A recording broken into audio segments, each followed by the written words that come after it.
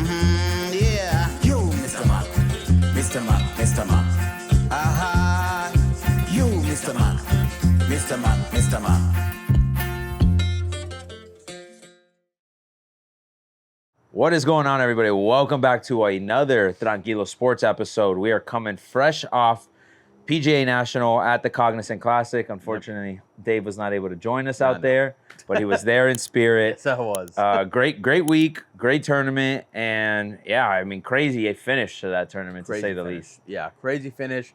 The Knapp thing, which we'll get into, crazy decision for him, and then, you know, a crazy end for, I mean, where, you know, Highsmith came from the cut to where he ended up winning was pretty impressive. And and the fact of how it started with the Knapp 59, and then, you know, everyone's like, oh my God, the course is super easy, Right. Course was playing easier than it has in the past, absolutely.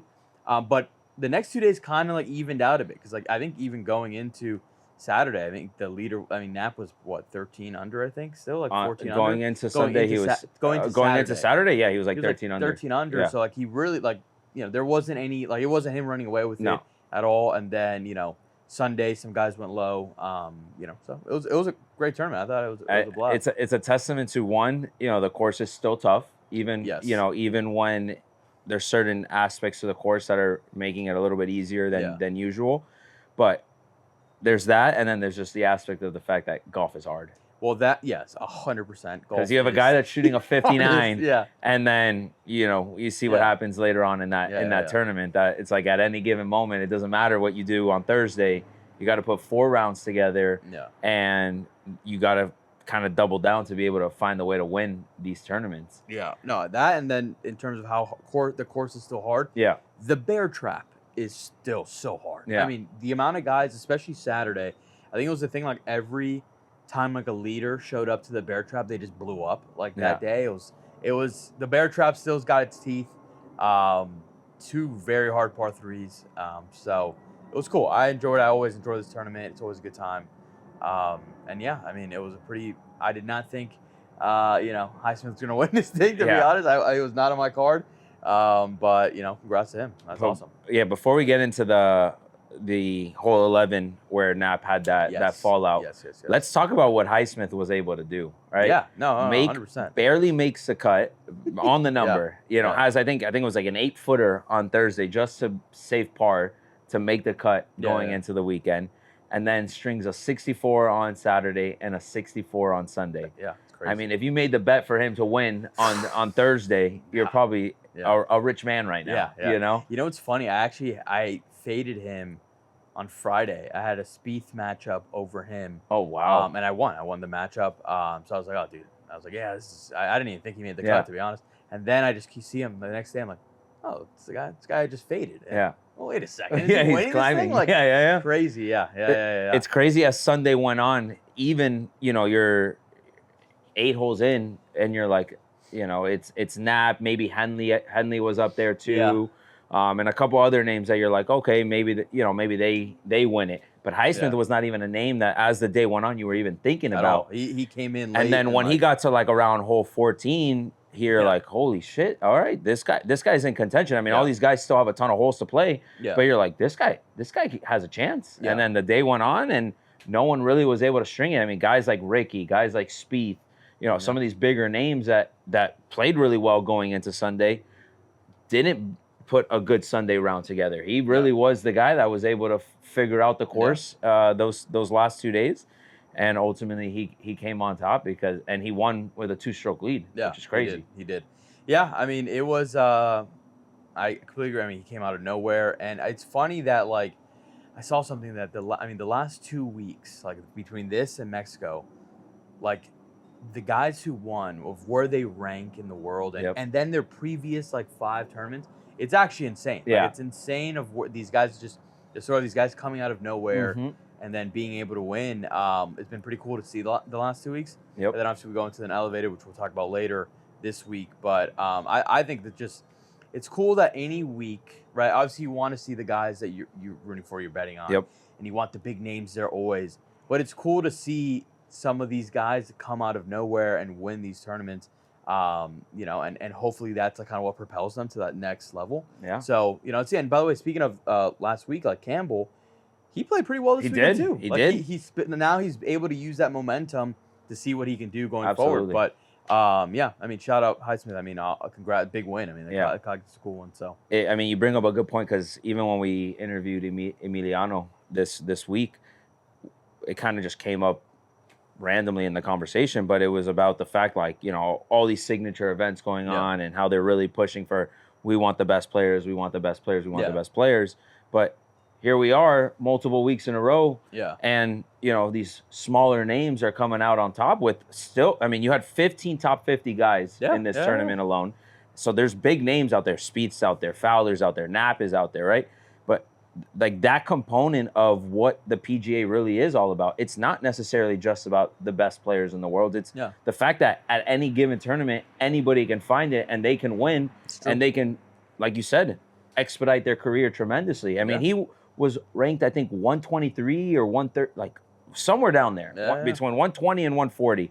And now he's the number 10 in the FedEx standings. It's crazy. It's like, it's crazy. You can't really shrink these fields that much, because look how many, you got to give these guys a chance. And if you give them a chance, anything can happen. Jake Knapp was that guy last year. Yeah, and look at him now. He's a name that people know in the golf space. Like, and then he's a guy he's like a first round demon. Like he dominates first rounds. Like he is, he needs to find a way to kind of keep it going, keep it consistent. He makes too many mistakes here and there, but he's a guy who came out of nowhere last year, and his swing is one of my favorite swings. He's like, the tempo's ridiculous. The tempo's ridiculous. Crazy, the tempo god, and so I love it. Obviously, I love also the tournaments that have the big names, and we'll talk about Arnold later. But it's cool to see, because then it, again, it propels them, and it's life changing. Like, it's these guys that now this guy's going to be able to play in these elevated events and the majors and things like that. And obviously when we spoke to Rafa, it's a big thing. Obviously he's getting to play in the Masters. He's actually playing the Arnold Palmer this year for the first time. Yep. So, like, it's cool. It's cool to see these guys get those opportunities, and then now hoping to see what they can do with it. No, I think the proof of concept of just the signature events, I don't know, is enough to sell when you got guys like Highsmith climbing the leaderboards often. I agree with the one thing I will disagree with what he was saying was that I don't think you need to get rid of elevated events in general. Right. I think you should. I like the idea of the elevated events. Same. I do. But I don't think you should ever get rid of these other events because you have to give people that opportunity to, one, get into those events, and two, like, those guys you have to start somewhere. You got to start by winning those other ones, and then, you get good enough and you're playing in these elevated events, right? I don't think they should get rid of them. Should they maybe expand them a little bit? They could. That can be up for discussion. I don't think they should, shrink or anything like that. But I don't know. I also do love the elevated events, but I also love these tournaments because it gives people the chance to go and compete at those. Like, you have to, to get to that level, you have to win some of these tournaments or be consistently good, placing in good spots. So I think it's a mix. I think there's a good mix, and I think right now it's at a good mix. There's some things that they can do. But I think right now, being this is the second or third year with elevated events. Yeah. I think second year. So yeah, we'll see where it goes from here. But I do like the elevated events, and I do love these events too, just as much. So yeah, same. Now let's talk a little bit about who was the leader and Knapp and what went down on 11 and the choice to hit the ball out of the water. That's a tough one. I was there live following him. I think that was the second hole I'd followed him on, and cursed him. That's what we were saying. Like, do we stop following this guy? Because we were like, since we started, I mean, he wasn't really doing much up to that point. Yeah, he was 1 under going into 10, right? So I think he shot a 34 on the front. Yeah. So it wasn't like he was on fire. He wasn't going in. With it, but he was up. He was first place going to 11. Yeah. Because he birdies 10. But on 10, right? He hits a great drive. It's a short par 5, right? Like a very scoreable hole. And he's left side fairway. I want to say he maybe had like 180 to the pin, maybe 190. Great angle to the pin, and he shanked it right. Shanked it. The ball landed in the stands. In the stands. Yeah, and he got nice relief. You get relief out of that, right? Yeah. So he gets a good break out of that. But right there alone, you're saying, all right, well, if he's on, he's not hitting that type of shot. Yeah, like, 100%. You're not missing that right with that back nine. Exactly. You're fighting for the lead. That's where it was getting to him. So you see that shot, and you're like, okay, well, clearly his swing's not on. He hits a great chip there and a great putt. Maybe had like a 7-footer for birdie, and he hits it. So you're like, all right, you shake off that. Yeah. And then he goes to 11. He's in a great spot again off the tee, right? Hits a great drive. I mean, that's another short. He gets an arrow there on 11 and has a good spot. And I don't know if he got aggressive with it because it was like pin location was kind of like right side. It was, It looked like he was trying to go at it. I mean, if he misses that ball a little left, way more green to work with. You miss right. There's barely any green, and the pin was right there on the like that side of where he missed. And you see it, and you're like, oh my God, this ball's gonna go in the water. And sure enough, falls short, trickles down to the water, and then the question becomes, should he take a relief? And the rules official comes out, and they're chatting. You can't hear obviously what they're saying, but you're like, there's no way he's gonna hit that ball out of the water. Yeah. And I remember seeing him, and he's taking off the shoe. I'm like, oh my God, he's gonna do it. And I'm like, in my head, I'm like, this could be a miracle shot, and you get out of there unscathed, and you're like, holy cow.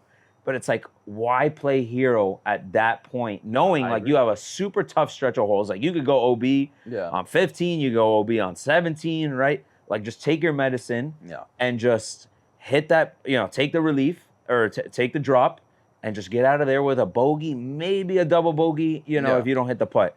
But when he missed that first shot and it didn't get out, you're like, oh my God, here comes the meltdown. Like, this is it. Yeah. Like, that's where you lose a tournament right there. It's true that's exactly 100% where he lost it. And I agree with you. I think it's a take your medicine moment. Yeah. You've got still so much to play. Mm-hmm. If you can get it to a point where you can kind of calm the waters and walk away with the bogey, obviously is ideal. In his mind, he's, him and his caddy are obviously thinking, if I can just get this anywhere on the green, or even not in the water, like as long as it's like, even if they got in the rough, whatever, didn't matter, because then it's like the drop is just right around the green, like, quote unquote, if you would have gotten out. Right. But the risk of doing it, and then of course what happens is the worst case scenario happens. He, boom, hits it 4 yards, rolls right back into the water, boom, again, Like, well, that's the thing. When you hit that first one out and it trickles back in, now the option of taking a drop it can't. It's eliminated. Yeah. So then you're hitting that second shot and you're like, oh my God, he didn't get this one out either. yeah. No, it was bad. It was bad. It was. I mean, it's what derailed him. Yeah. At that point, he triples. And then he couldn't find anything afterward. Yeah. I mean, he was still technically not even out of it.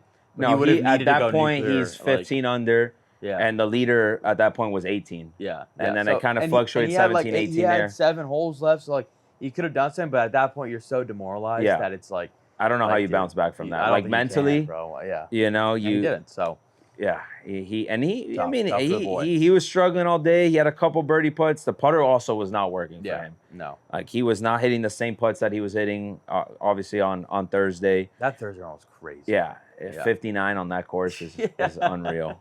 But he broke the record by 5 strokes. No, it's 2. Harmon had the record at 61. Oh, really? I think it was 64. Yeah, Harmon had it a couple years ago, and he shot a 61 there, which also is insane. Crazy, yeah. But a 59 is, I think it's happened, 10 times that someone breaks 60 on a PGA tournament event? Yeah. So obviously that's like unheard of, and then to do it there is insane. Yeah. But didn't matter at the end of the day. Like that 59, I feel like doesn't hit. Obviously, it's still super impressive, but you get out of there in I think you finish in 4th or 5th place. It's got to sting. Yeah. No, 100%. It's sting. This one. And now he's a alternate for Arnold. He's not even in the field. Wow, I didn't know that. I thought, I guess not, because he'll play the players, but he's an alternate for this week. Yeah, because I know Spieth going and Ricky into aren't Arnold in either. No, but Rafa's playing though. Rafa is playing. Nico's also an alternate. Really? Yeah. So I don't see anyone dropping out of that field. No, neither do I. So I don't see any of those guys playing. But yeah. But yeah, that takes us into the event this week, another signature event, another great event. You've been there, got the polo on. What are your thoughts going into this week? I love this tournament. This is one of my favorite tournaments on tour. It holds a special place in my heart. My first ever PGA event tournament I've ever been to, which was like 2022, so 3 years ago now. And it was just an unreal experience, unreal course, and obviously it's an elevated event. It's a historical tournament, the different, how long they've been playing it there and all the different battles that they've had. I mean, Tiger's won this thing 8 times. Yeah. It's crazy. But I love this. I love this tournament. What I love about the Florida swing in general, and this plays into it, is that it's significantly harder than the California swing. Yeah. It is. Cognizant is a hard tournament. PGA National is hard. Bay Hill is very hard. And then the Players, same thing. And Valspar, it's 4 very difficult courses. And so, depending on, if there might be some weather or not, you'll get some really low scores here. Last year, I think Scotty ended up winning at 15 under, which is kind of like norm. But, it's a cool course, a lot of really cool holes, a lot of really hard holes. And it's one of my favorite finishing holes in the entire PGA. I love that 18. And 17, people talk more, obviously, about the Players 17. But the 17 on Bay Hill is also very hard. It's similar vibe. Par 3 over water, really cool layout, but 18's the one that's one iconic, and 2, which is a really cool layout where hitting your second shot over the water to wherever they put the pin. But I love this course. I think this tournament's gonna be awesome. Again, I love the elevated events as well, and complete switch from where things like the Cognizant and the Mexico, right? You've got these guys who have won, who are massive long shots. The elevated events so far, and even last year, are usually won by some big guys. Yeah. Like the big dogs. That's where they come to play. Yeah. So I expect a very similar thing this week. I've got a few guys in mind, but I love this course. I think it's one of my favorite tournaments. So yeah, no, I agree. I think people circle this on the calendar 100%. Early in the season as a tournament to watch. So when you got the best players on the tour playing, it should be should come down. I want one of these finishes though where it's not it's close, and then someone kind of just pulls away. I want it going into 18 with that last shot having all the impact in the world. Because that was when you won. It was Hav and Scotty, right?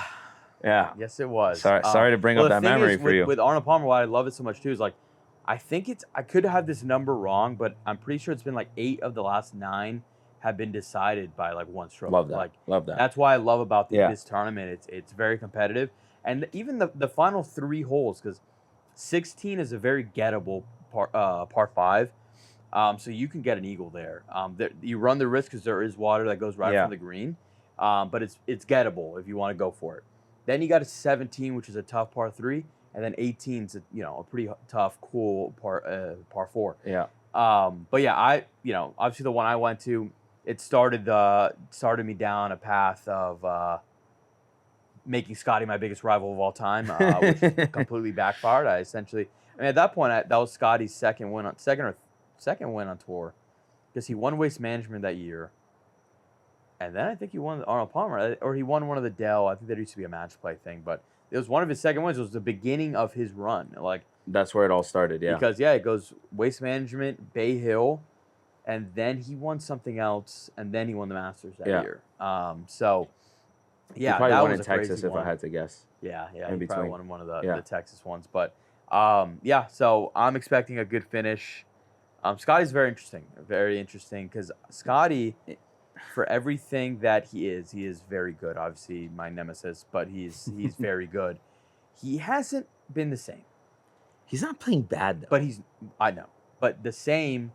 You gotta remember, he didn't play like the first couple weeks of the year. Now is when he's gonna start coming. Well, that's what I'm saying. I think the hand is bothering him more than people will say.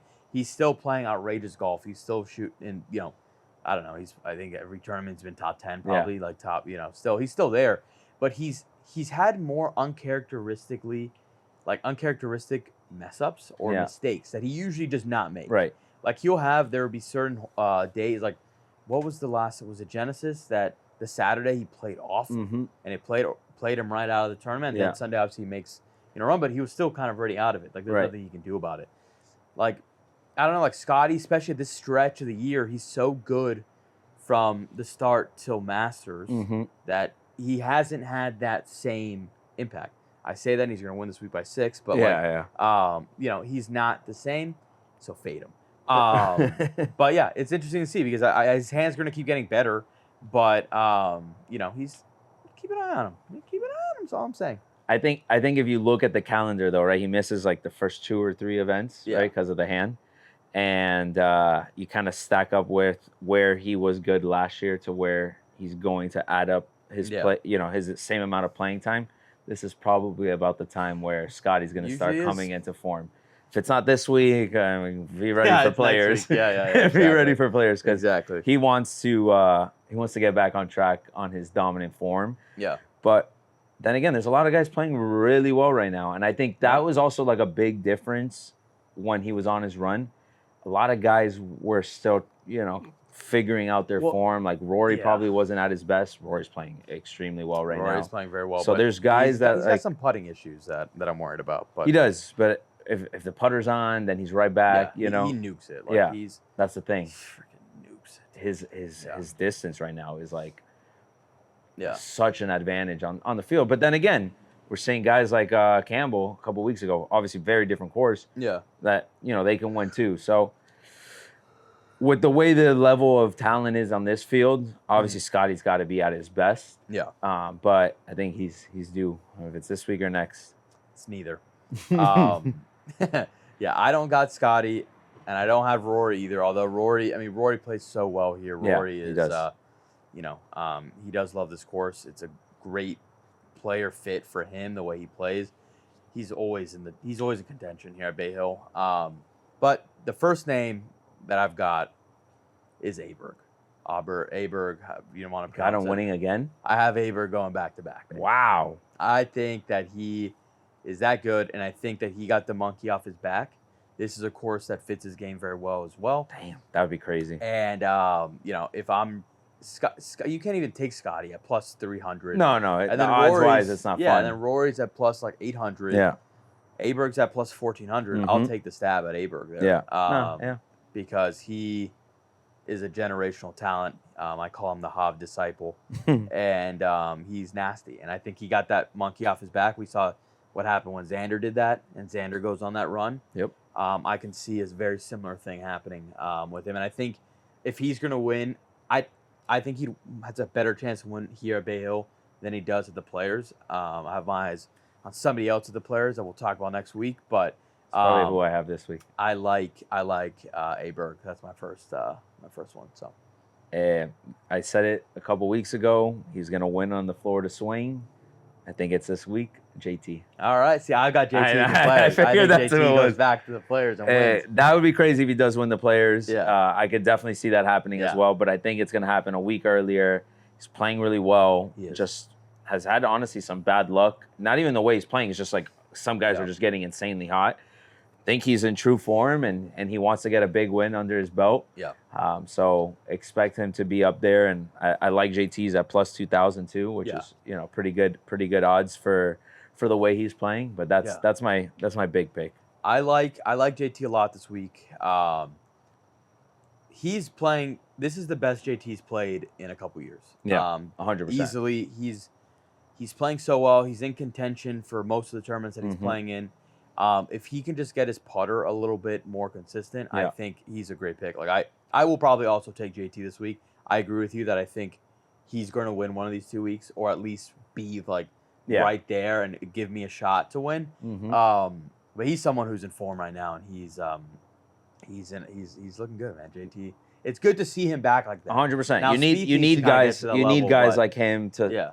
It just makes it feel that much more competitive, you know. And on a Sunday, if you see JT 2 strokes back behind Scotty, you're like, JT can get him if he's playing, playing well enough. Yeah. And it adds pressure to the Rorys of the world, to the Scotties of the world, right? Yeah. You need more of these guys that are uber talented to go out there and put a little pressure on some of these names that are used to winning over the last couple of years. So give me JT this week. Okay.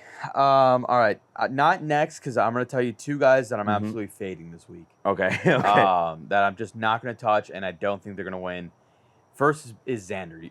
We spoke like really quickly that it's a crazy first tournament to come back to. He is back this week from a rib injury. This is, like you mentioned, a very tough course to come be your first course. He doesn't even play it that well. Like, he has a couple top 20s. Like, he's usually in the 20s range. But for Alexander, like, that's like, considered bad, like a bad round for him, So I haven't. He hasn't played in weeks. At plus 1,600 to take Xander for not playing in weeks. That's crazy. Yeah. So I'm fading Xander. I'm not going to touch him. And the other one is Colin Morikawa. I don't know what to do with Maury. Yeah, I know. He's played so well. Yep. But then he just has these times that he just like can't close, or he has these blow up, days or holes, and or he just gets stagnant. Like the putter's not rolling, or he's not putting himself in good enough positions to make putts. I agree, because I've been high on Colin for a while, and he's always there, like making you want to believe in him. Yeah. But it's not getting the job done. So I can't keep riding with Colin if he's not getting the job done. So but he's also a guy that can. He's so good. But he's just like, I can't. In goodwill, take Colin this week. Fair. I agree with those. So that leads me to my next pick. My second pick here, a guy who's never won on American soil. But I like Tommy Fleetwood this week. Don't ask me. Really? He plays the course very well. He does. Actually, when I went, I was looking at his name. He was playing so well when I went. Yeah. And then, he's always in contention at Bay Hill. It's a course that fits him very well. He hits long irons really well. It's just for him, it's like, can he get that monkey out the back? Like I said, for Aberg, like he got that off his back. Yeah. Tommy has not. Will this be the one? It'd be awesome. This would be a great one to do it at. It'd be a great one to do it at. He plays it well. It's a good course fit for him. So I like him. He's somebody who terrifies me because I've taken Tommy before, and he's come second place multiple times when I'm on him. Yeah. But he can't win. Yeah. So it's probably a terrible pick, but I'm going to ride with Tommy Fleetwood this weekend. I think he can. I think hopefully, he can get it done. Yeah. I don't hate the pick, but again, he's another guy that like until he gets it done, it's hard. It's hard. But because he's been up there so many times. He's due. That's the thing with picking a guy like him. It's like at any given moment. Like just pick him every week because he's probably gonna. If you pick him every week, you've lost so much money. I know, but it's like it's got to happen at this point, you know. Yeah. But I don't think it's this week. You know who I like this week? Don't do it. What are you about to say? El Capitan. Oh, okay. Who'd you think I was going to pick? Don't worry about it. He's my next pick. Oh. Well, you know who I like? I like El Capitan, Mr. Keegan Bradley, I like bro. that pick, dude. He plays it very well, too. He plays it really well. Florida guy, just knows the course. Also playing pretty well, too. I mean, nothing crazy. He hasn't been in contention, but You could tell like the swing's there. He's feeling good. He's feeling confident. Kind of owning this Capitan vibe there for Team USA. Yeah. I like him at plus 5,000 a lot. Yeah. I think that's a great value. And another name too that I honestly thought he could have won. I believe he was there this week. Maverick McNeely. Yeah. Another guy that's playing really well. Florida guy as well. I think at plus 4,000 he could be sneaky and I like that. And pick a little win out here. All right. I haven't seen. Have you seen Full Swing yet? I have not. I haven't seen it yet, but I saw his clip of like when he said he's gonna kick Europe's ass. I'm like, no. He's hyped. Gotta root for him. Love this I think guy. I know who you're going. I like him too, especially at those odds. I mean, you're gonna give me Victor Hovland at plus 5,000. No, I'm not. If you think Victor Hovland, if there is a tournament that Victor Hovland comes out of hibernation, it's at Bay Hill. I almost witnessed it. I almost witnessed it live. And it's not happening this week. That's a terrible. If there's someone that you're gonna fade, it's him. Victor Hovland. Victor Hovland. This is his guy hates his swing right now. He loves it. He's going to love it in about 3 days. All right. This guy. First off, talk about course fit. This is an ultimate course fit for Hov. It's perfect around the greens for him. Higher grass. That's where he's better at. His biggest weakness. So it kind of cuts into that there. He's one of the best drivers on tour. He's amazing with his long irons. It's a perfect fit for him. He's come in the top 10 2 of the last 3 years. It is time that he gets over the hump at Bay Hill and he makes his valiant return. And I'm going to say this every tournament he's in until it happens. But plus 5,000, you best believe I'm on Victor Hovland this week. You know who's got way better? Norwegian. Sahith Theegala. Oh my God! Talk about a fade at 10,000, bro. Talk about easy money at that value. I'm shocked. He's playing so bad. He's not playing that bad. He's playing so much worse than Hovland. It's embarrassing. He had a better finish than Hov the other day. No. Yes. No. Let's look at his finishes this year. Actually, there is a name that I do love at plus 7,500, which we'll talk about shortly. Okay. But T17 at Torrey? Wow. Where's your boy at? Tell me. Where is he at? You didn't like that tournament. He didn't like it. I don't think he's going to like this one either. Didn't even make the cut? No, he didn't. And this guy. Sahith at plus 10,000. I haven't seen odds on Sahith. Crazy. And like that, and those odds in a while. Book him. Plus 10,000, Sahith Theegala, easy money. Okay. And his best buddy, Akshay Bhatia, at plus 7,500. Love that as well. I like that. Akshay's good, man. Akshay's great. He's fun to watch, too. Yeah, he is. See if I've got any guys down here. You know, talking about guys who are just playing so bad that I can't trust them. And there's a reason he's plus 15,000 is Max Homa. Oh, yeah, I love Homa. I love him so much. He's so much fun, and when he's good, he's really good. But holy shit, is he playing some really bad golf lately? Like, you know who I love right here at these odds? Who? At plus 20,000? Nick Dunlap, bro. Yeah, Nick Dunlap's that. I like Justin Rose to plus 25,000. Dunlap is actually playing really well this year. Yeah. There's some interesting picks, some good value out there. Dude, I mean, Rafa at plus 250,000. Book that right now. I already put the bet. Yeah. Dude, that's insane. I mean, the second to last guy is plus 25,000. Yeah, I know. No, he's plus 250,000. But he was like an invitee into the event. Yeah, I know. Yeah, so dude, he technically didn't really do anything to, I guess, qualify to get in. I just so put that's why $10,000 on him. Oh yeah, 25 million. I'm going all in. The one that's also playing in this is the rookie Potgieter. Where's he at? He's at plus 15,000. I like him a lot. Really? Not you think to win. Not to win. I don't think he can hang with the big dogs. You know what's he at? Let me see. He's at plus 15,000 to win. He's plus 300 top 20. I'll take him top 20. Love that. Plus 300 top 20. You can't parlay it.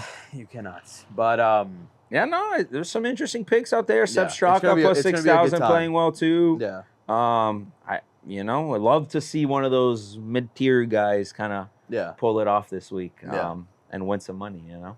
Yeah, I can use it. I'm hyped now. I'm going to be putting in a couple bets in later today.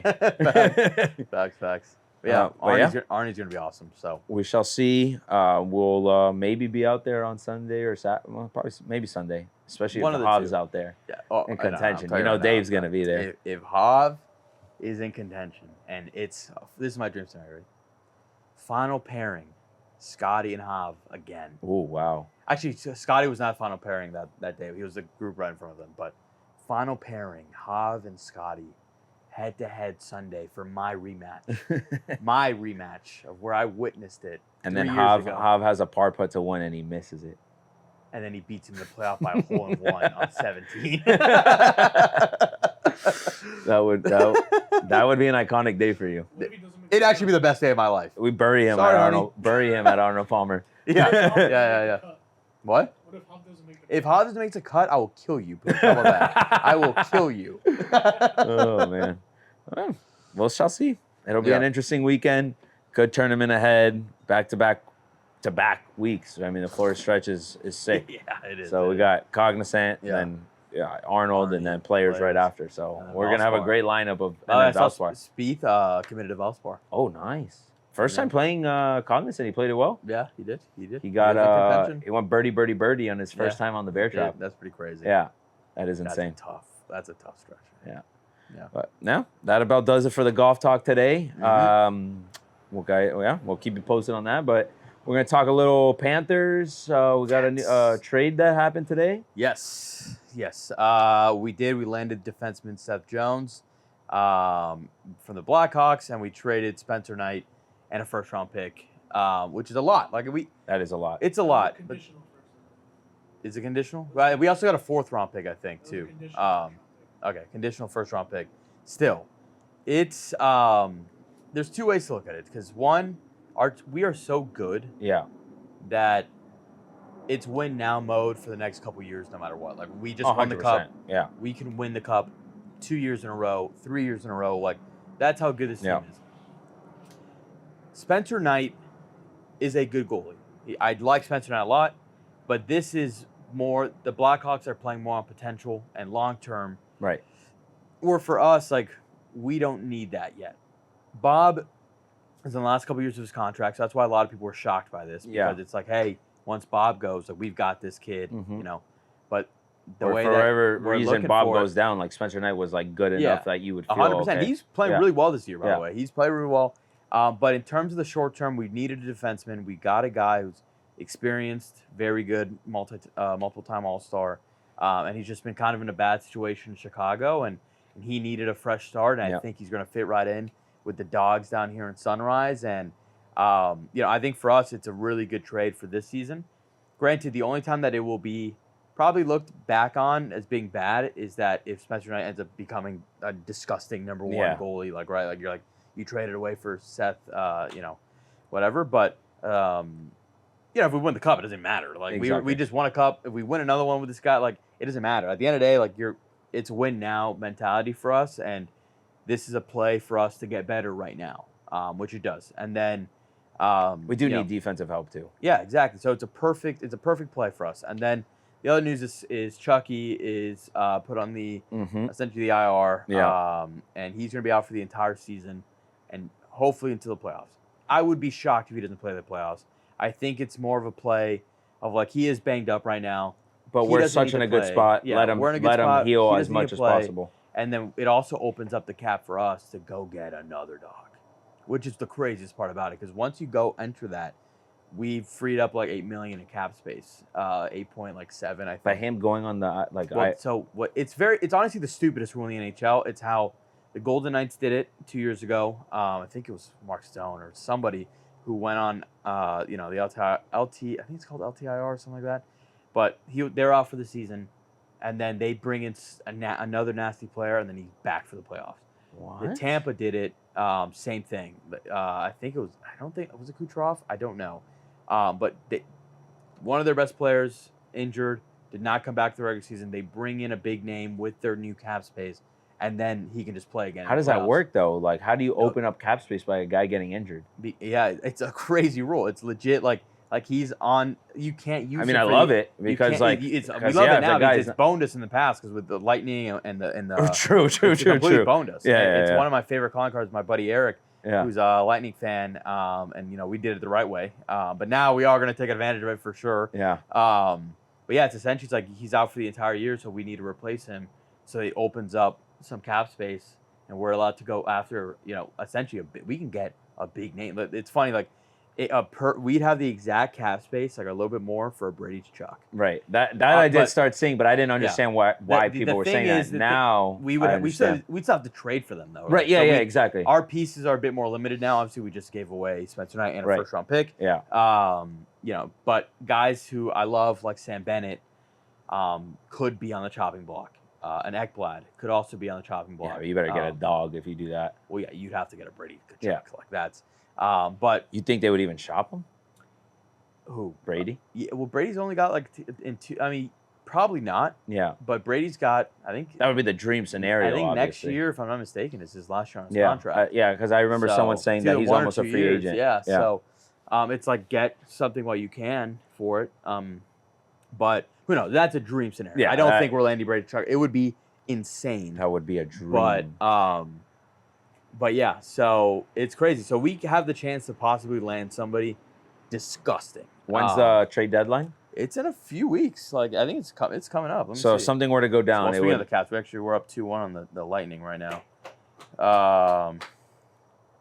If it were to go down, it would basically happen within the next couple weeks. Yes. Well, it'll happen by Friday. Oh wow! It's March 7th. So we'll know. A day after this drops, it'll happen. Yeah, we'll know. Which would be cool. So it'd be pretty unreal. Give me Brady. That would be electric, and bro. We'd just be. The team right now. What are the odds right now for the Stanley Cup final right now? I don't think we're number one. We are number one. We are number one? Yeah, we jumped back up to number one. Oh shit. After, let me see Stanley Cup odds. No, not offs. Odds. Let me see. Are they not live on the Rock right now? FanDuel, maybe. I'm seeing here. There's games that are live right now. I'm seeing. So it's like, I don't know if this is live or not. Well, this is as of June 26th. So no, we had the third best odds going into the season. Okay, so all right, let's go to our trusty friends at FanDuel. I just went there. Never mind. Fuck them. I don't know. This isn't live either. Where can you get live odds? Well, this is ESPN right now. I don't know that this is live, but it has us in third at plus 850. Yeah, I saw that. But I could have sworn I saw. How about if you go to Hard Rock? Can you get a future on there or no? Well, I have a future on them. I have a preseason future at plus 1,000. I think. I'll tell you right now. I've got plus 1,200 for them to win the Stanley Cup. And then I have them plus 600 to win the Eastern Conference. Oh my God, I'm looking at my Heat futures. Flush those down the toilet. Yeah. Holy I have cow. I have a Heat future too. Jesus Christ. NHL. It's not giving me the option for futures here. Yeah, I don't know, but I'm sure we're up there. And I mean, at this point, I don't know who else would be kind of who are like the Oilers, right? Aren't they up there? The Oilers were the favorites going into the season. They're still one of the favorites. Yeah. I would love nothing more than to face them again. I know the storyline and they would want revenge. I get it, totally get it. I don't love the concept of playing the same team back-to-back years because I think we'd beat the shit out of them again. I mean, we were up 3-0 on them, and they obviously came back. They're very good. I liked our style of play matches so well. I just don't like being on the other side of the revenge. 100%, yeah, 100%. But they're very good.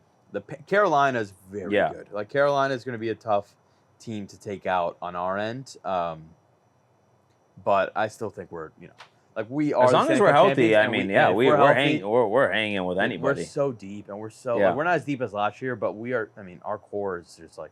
It all comes down to Forsling. When we're to that point, it comes down to Bob. It's really good. It's really what it's going to be. Listen, Bob, which has been great too. It's not like a slash at Bob at all. Yeah, it's any goalie in the playoffs. What ends up making the biggest difference 100%. is whose goalie play is really the best because everyone's probably playing really well at that point, especially as you get deeper into the playoffs. Yeah. For sure, but we're primed. We're primed for another cup run. Love it. I can't wait. The Capitals are another ones that look good, but I love it. I love it. Feed me more hockey. We're getting toward the back end of the season, and It's gonna be a blast. So. Yeah, and if you're a Heat fan, I mean, I don't know what to tell you because there's nothing to talk about. We'll see. We'll see the Heat next year. Yeah. The Heat, we'll probably end up being a bubble team. We'll talk about the bubble when the bubble happens, but yeah, I mean, they're not even like fun to watch right now. I mean, they blow leads leads. Like they blew an 18-point lead against the Knicks the other day. Literally yesterday. Was that yesterday? Yesterday. It was insane. It was yesterday. It was like, dude, if the Heat held on to their double-digit leads, we'd be second in the East. That's crazy. Like that's like the team is. I don't know how you could be that bad at blowing leads. It's so bad. Like Tyler's been awesome this year. He's been an all-star. He's awesome. He's been bad the second half. Yeah. Some of these stretches. Bam. Up and down. Too. Up and down. Yeah. Just not being able to kind of take advantage of who he is. Like he's so good. Like you saw a flash of wear there for a little bit, and you thought maybe that can carry the team a little bit. Yeah, he's tweaked up. The team today, I think we're missing like 7 guys. It's Wiggins it's one of those, still trying to come into form with that team. It's one of those seasons where it's like, you know, we can probably, if we get into the playoffs, we can probably give a team like a scare. We're not winning a 7-game series. But we're not winning 3, 4, 7-game series in a row. You know what I mean? Not with this team. Not with this team. I love Spo, but going into the fourth quarter, so we'll see. Oh my God. Oh God, here we go again. Who are we playing? We're playing the Wizards, right? We're playing the Wizards. 68-81 against the Wizards going to the fourth, so we'll see. Yeah, but that's the thing with this team. You can't keep winning one, losing one, winning one, losing one, and then winning one, losing two. Like they gotta start putting together some like a run with this. But yeah, well, same thing. We're getting to the tail end there, and we'll see what happens with this team. But the expectations are low. Yeah.